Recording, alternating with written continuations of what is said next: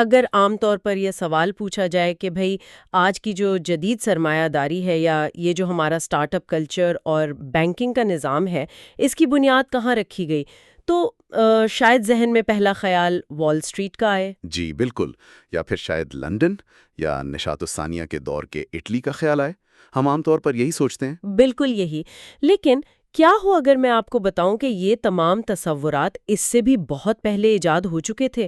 مطلب تصور کریں کہ آج سے 1400 سال پہلے عرب کے ایک تپتے ہوئے صحرا میں جہاں بظاہر صرف ریت تھی، وہاں گلوبل ٹریڈ اور وینچر کیپٹل کی بنیادیں رکھی جا رہی تھیں۔ اور یہ واقعی ایک ایسا تاریخی زاویہ ہے جو عام طور پر ہماری نصابی کتابوں میں نظر ہی نہیں آتا۔ ہم تاریخ کو اکثر صرف جنگوں یا بادشاہتوں کے عدد سے دیکھتے ہیں۔ جی ہاں، اور اسی لیے چلیں آج کی اس نشست میں اس بات کو تفصیل سے سمجھتے ہیں۔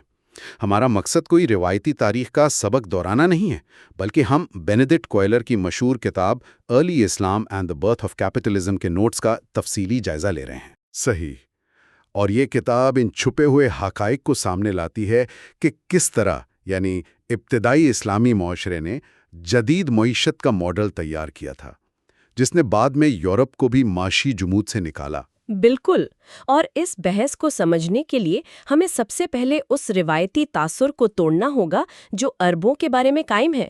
یعنی عام تصور تو یہی ہے نا کہ اسلام کی آمد سے قبل عرب محض قبائلی جنگجو تھے۔ ہاں، یا صرف خانہ بدوش، لیکن حقیقت میں ان کی سب سے بڑی شناخت ان کی تجارتی مہارت تھی۔ وہ اس وقت کی دنیا کے لاجسٹکس کے ماسٹرز تھے۔ یہ بات بہت دلچسپ ہے۔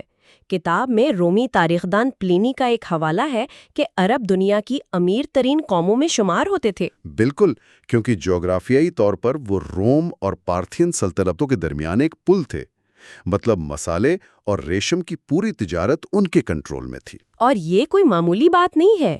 پھر جب ہم پیغمبر اسلام کی ابتدائی زندگی پر غور کرتے ہیں تو وہ مکہ کے قبیلہ قریش سے تھے، اور قریش کی تو اصل طاقت ہی تجارت تھی۔ جی، مکہ اس وقت کا ایک بہت بڑا کمرشل ہب تھا۔ کتاب میں ایک زبردست حوالہ ہے کہ جب ان کے سیاسی مخالف ابو سفیان نے ان کی تجارتی کامیابیوں کا ذکر کیا تو اعتراف کیا کہ وہ قریش کے امیر ترین شخص بن چکے تھے۔ او واہ! اور ان کی دولت کا ہجوم دیکھیں۔ حوالوں کے مطابق ان کی سالانہ آمدنی 10,000 اونس سونے تک پہنچ گئی تھی۔ اگر آج کے حساب سے دیکھیں تو یہ لاکھوں ڈالرز بنتے ہیں۔ بالکل، وہ ایک انتہائی کامیاب بزنس مین تھے، اور یہاں خدیجہ کا کردار بہت اہم ہو جاتا ہے۔ وہ مکہ کی ایک انتہائی مالدار خاتون تھیں جو اپنا مال قافلوں کے ساتھ بھیجتی تھیں۔ میں بھی یہی سوچ رہی تھی۔ انہوں نے محمد کی انتظامی صلاحیتوں کو دیکھا اور انہیں اپنا سرمایہ دیا۔ اگر ہم اسے آج کی دنیا سے جوڑیں تو کیا ہم خدیجہ کو آج کی سلیکون ویلی کی کسی ماڈرن وینچر کیپٹلسٹ سے تشبیہ دے سکتے ہیں؟ یہ تشبیہ بالکل 100% درست ہے۔ خالصتاً ایک وینچر کیپٹل پارٹنرشپ تھی جسے اس وقت مزاربہ کہا جاتا تھا، ایک کا سرمایہ اور دوسرے کی محنت اور مینجمنٹ۔ زبردست! یعنی ایک انویسٹر نے ایک بہترین مینیجر پر اپنا پیسہ لگایا۔ جی، اور منافع دونوں میں تقسیم ہوتا تھا۔ یہاں جو بات سب سے زیادہ حیران کن ہے وہ یہ ہے کہ ان قافلوں کا سفر کوئی آسان کام نہیں تھا، رسک بہت زیادہ تھا۔ بالکل، صحراؤں کا سفر تھا۔ اسی لیے یہ لوگ رسک مینجمنٹ کے بھی ماہر تھے۔ اور کیا آپ کو معلوم ہے کہ وہ جو مشہور کردار سندباد جہازی ہے وہ دراصل کن کی عکاسی کرتا ہے؟ ایک منٹ، سندباد؟ وہ کہانیوں والا کردار جو عجیب و غریب جزیروں پر جاتا تھا، اس کا کیپٹلزم سے کیا تعلق؟ بہت گہرا تعلق ہے۔ سندباد کوئی محض جادوئی کردار نہیں تھا، وہ انہی عرب تاجروں کی رومانوی عکاسی تھا جو خطرات مول لے کر نئے بازار تلاش کرنے نکلتے تھے۔ اچھا، واقعی؟ جی، اور ایک اور لسانی حقیقت سنیں۔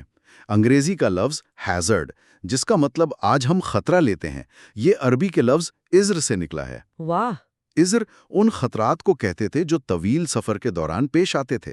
یہ تاجر باقاعدہ ان ازر کو کیلکولیٹ کر کے انویسٹمنٹ کرتے تھے۔ یہ تو ایک بالکل ہی نیا زاویہ ہے۔ مطلب ان کا پورا معاشرہ ہی بزنس اور انویسٹمنٹ کے گرد گھومتا تھا۔ تو پھر جب اسلام کا آغاز ہوا اور مکہ کے تاجروں نے اس کی مخالفت کی تو وہ صرف عقیدے کی جنگ نہیں تھی؟ بالکل بھی نہیں، یہ خالصتاً ایک بزنس ماڈل کا تصادم تھا۔ مکہ کی معیشت کا دار و مدار حج اور وہاں رکھے بتوں پر تھا۔ پورے عرب سے لوگ آتے تھے جس سے ان کا کاروبار چلتا تھا۔ صحیح۔ تو انہیں لگا کہ اگر یہ نیا مذہب پھیل گیا تو ان کی مذہبی سیاحت اور تجارت تباہ ہو جائے گی۔ بالکل یہی بات تھی۔ اسی معاشی بائیکاٹ کے بعد ہجرت کر کے مدینہ جانا پڑا، اور مدینہ جا کر جو ہوا وہ تاریخ کا ایک بہت اہم موڑ ہے۔ ہاں، کتاب بتاتی ہے کہ مدینہ میں 2 اہم اداروں کی بنیاد رکھی گئیں، ایک مسجد اور دوسرا اس کے متوازی بازار، اور یہ کوئی عام بازار نہیں تھا۔ جی، اس بازار میں جو اصلاحات کی گئیں وہ آج کے ماہرین کو بھی حیران کر دیتی ہیں۔ سب سے پہلے تو اس نئے بازار کو ٹیکس سے مکمل مستثنی قرار دیا گیا۔ یعنی وہ دنیا کا پہلا باقاعدہ ٹیکس فری زون تھا۔ بالکل، اور ساتھ ہی صارفین کے حقوق کے تحفظ کے اصول بنائے گئے، اور انسائیڈر ٹریڈنگ پر سختی سے پابندی لگائی گئی۔ یہ انسائیڈر ٹریڈنگ والی بات پڑھ کر میں واقعی حیران رہ گئی تھی۔ ہم تو سمجھتے ہیں یہ کوئی جدید وال سٹریٹ کی ٹرم ہے۔ وہ لوگ کرتے کیا تھے کہ شہر سے باہر جا کر قافلوں سے سستے میں مال خرید لیتے تھے۔ جی ہاں، تاکہ قافلے والوں کو شہر کی مارکیٹ کے ریٹس کا پتہ نہ چلے۔ اس عمل پر پابندی لگا دی گئی تاکہ معلومات کا بہاؤ شفاف رہے۔ لیکن یہاں میرے ذہن میں ایک بہت بڑا تنقیدی سوال آیا تھا۔ ایک طرف تو اتنے اچھے اصول بنائے گئے، لیکن دوسری طرف انہوں نے چیزوں کی قیمتیں مقرر کرنے سے صاف انکار کر دیا تھا۔ جی بالکل، پرائس ریگولیشن سے انکار کر دیا۔ تو کیا یہ ایک نیا اور کمزور ریاست ہونے کے ناطے بہت بڑا خطرہ نہیں تھا؟ مطلب اس دور کی قدیم بابل یا یہودی روایات میں تو ریاست باقاعدہ قیمتوں اور منافع کا تعین کرتی تھی۔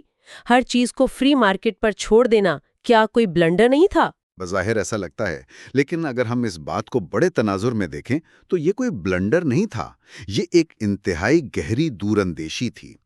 وہ کیسے؟ دیکھیں، جب ریاست قیمت مقرر کرتی ہے تو وہ مصنوعی کنٹرول ہوتا ہے۔ اگر قیمت بہت کم ہو تو تاجر مال چھپا لیتے ہیں اور بلیک مارکیٹ جنم لیتی ہے۔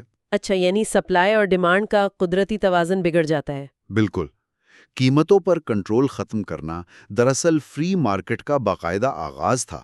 اس سے تاجروں کا ریاست پر اعتماد بحال ہوا اور ریاست نے خود کو صرف ایک ریگولیٹر تک محدود کر لیا۔ انہوں نے بیوروکریسی کو بزنس سے دور رکھا، اور اس کا نتیجہ یہ نکلا کہ یہ نظام صرف مدینہ تک محدود نہیں رہا، بلکہ آنے والے سالوں میں ایک عالمی سلطنت کی معاشی بنیاد بن گیا۔ بالکل، محمد کے بعد آنے والے پہلے 3 خلفاء بھی تو کامیاب تاجر تھے۔ انہیں معلوم تھا کہ دولت کیسے پیدا کرنی ہے۔ یہاں آ کر بات واقعی بہت دلچسپ ہو جاتی ہے، کیونکہ اب ہم ایک شہر سے نکل کر گلوبل امپائر کی بات کر رہے ہیں۔ کتاب 3 شہروں کی معاشی جدتیں بتاتی ہے۔ سب سے پہلے مدینہ کا ہی وہ پینشن پلان۔ جی، دنیا کا پہلا باقاعدہ حکومتی پینشن پلان، جہاں سے سوشل سیکیورٹی کا آغاز ہوا۔ ہر شخص کا سالانہ وظیفہ مقرر ہوا۔ اور پھر دمشق کی باری آتی ہے، جہاں مسیحی ٹیکس اہلکاروں کی مدد سے اسلامک گولڈ دینار متعارف کروایا گیا، جس نے پوری سلطنت کو ایک سنگل مارکیٹ بنا دیا۔ بالکل، یہ بہت بڑا قدم تھا۔ مختلف کرنسیوں کے تبادلے کے نقصانات ختم ہو گئے۔ کیا ہم اس دمشق کے سسٹم کو آج کی یورپین یونین اور یورو کرنسی سے تشبیہ دے سکتے ہیں؟ مطلب جس طرح آج یورو نے پورے خطے میں تجارت کو بلا روک ٹوک کر دیا ہے، یہ تو صدیوں پہلے دمشق میں ہو رہا تھا۔ 100% ایسا ہی تھا۔ اور حیرت کی بات یہ ہے کہ اس نظام کو بنانے کے لیے بائزنٹائنی سلطنت کے مسیحی ماہرین کی خدمات لی گئیں۔ قابلیت کو مذہب پر ترجیح دی گئی۔ کاغذ کے پرزے یعنی چیک کا استعمال شروع ہو گیا۔ جی، اور یہ انگریزی کا لفظ چیک بھی دراصل فارسی کے چک یا عربی کے سک سے ہی نکلا ہے۔ تاجر سونے کے سکے اٹھا کر سفر کرنے کے بجائے بینک میں سونا رکھ کر چیک لے لیتے تھے، تاکہ وہ جو ازر یا رسک تھا راستے میں لٹنے کا، وہ ختم ہو جائے۔ اور بغداد کی دولت کا اندازہ اس بات سے لگائیں کہ خلیفہ مقتدر کے دربار میں چاندی کی ایک پرندے کی مورتی تھی جو 50,000 اونس چاندی سے بنی تھی۔ بالکل، لیکن سب سے زبردست بات یہ ہے کہ یہ دولت صرف تجوریوں میں نہیں پڑی رہی۔ خلیفہ مامون کے بیت الحکمت کو دیکھیں، انہوں نے دولت کا استعمال علم اور ریسرچ پر کیا۔ جی، اور یہ ریسرچ محض فلسفے کے لیے نہیں تھی، جغرافیہ پر تحقیق ہو رہی تھی تاکہ تجارتی راستے محفوظ ہوں۔ ریاضی پر کام ہو رہا تھا کیونکہ، اور یہ پڑھ کر میں حیران رہ گئی تھی، کمپاؤنڈ انٹرسٹ کے حساب کتاب کے لیے۔ بالکل، علم اور تجارت کا یہ ملاپ ایک زبردست فورس بن چکا تھا، اور ظاہر ہے یہ ترقی صرف مشرق وسطی تک تو محدود نہیں رہ سکتی تھی۔ ہاں، اس نے جلد ہی یورپ کے دروازے پر دستک دی، جو پچھلے 1000 سال سے معاشی جمود کا شکار تھا۔ مطلب کتاب میں ہیروڈوٹس کا حوالہ ہے، جس نے قرطاجنہ کے ایک خاموش بازار کا ذکر کیا تھا۔ جی، جہاں لوگ بغیر بولے صرف مال کا تبادلہ کرتے تھے، کوئی باقاعدہ مارکیٹ کا تصور نہیں تھا۔ اور پھر رومیو نے تو تجارت کو باقاعدہ حقارت کی نگاہ سے دیکھا۔ لیکن پھر اٹلی کے شہروں جیسے امالفی یا وینس نے مسلمانوں کے ساتھ بحیرہ روم میں تجارت شروع کی، اور وہ امالفی والے تو پہلے قذاق یعنی پائریٹس تھے۔ بالکل، انہوں نے لوٹ مار چھوڑ کر کہرا اور قسطنطنیہ میں تجارتی چوکیاں بنائیں۔ انہیں سمجھ آ گیا تھا کہ اصل پیسہ تجارت میں ہے۔ اور اسی لیے انگریزی کے بے شمار کاروباری الفاظ عربی سے آئیں، جیسے ہم نے ہیزرڈ اور چیک کی بات کی۔ اسی طرح ٹریفک دراصل عربی لفظ تفریق سے نکلا ہے۔